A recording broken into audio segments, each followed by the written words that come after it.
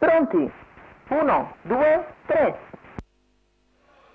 Finalmente il segnale è valido con Emily Pan che va a condurre, essendo l'unica allo start. Mentre in Numero 3 Andrea Spritz, squalificato. Va a sistemarsi Amore di No, che è subito a ridosso di Emily Pan. Squalificato invece Andrea Spritz.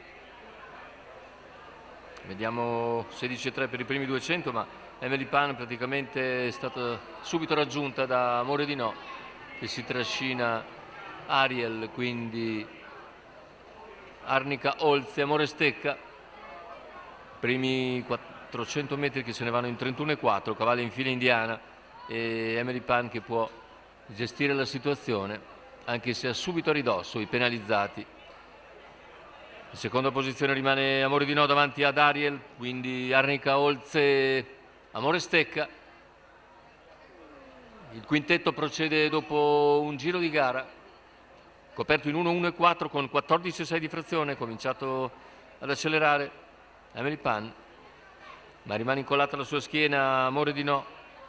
Più indietro invece Ariel ha perso un paio di lunghezze e se ne va il chilometro in 1,16,6 davanti alle tribune per il secondo passaggio. Si presenta Emily Pan su Amore di No, Ariel che ritorna sotto e le posizioni non cambiano perché Arnica Olz e Amore Stecca sono leggermente più discosti, soprattutto Amore Stecca che non riesce a tenere il ritmo dei primi dopo una partenza un po' infelice. 14,2 davanti alle tribune. Emily Pan non riesce però a scollarsi di dosso Amore di No e siamo a 600 dal palo, 14,7 questo parziale. Cavalli che continuano in fila indiana.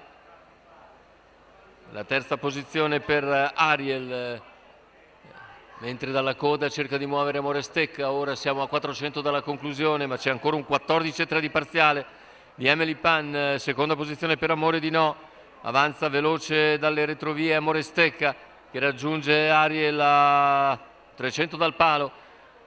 Intanto completamento della curva per Emily Pan che entra in vantaggio addirittura d'arrivo. Ultimi 100 metri di gara con Emily Pan che controlla la situazione e vince nettamente. Il secondo posto sul traguardo è per Amore Stecca che sul palo pizzica probabilmente Amore di No.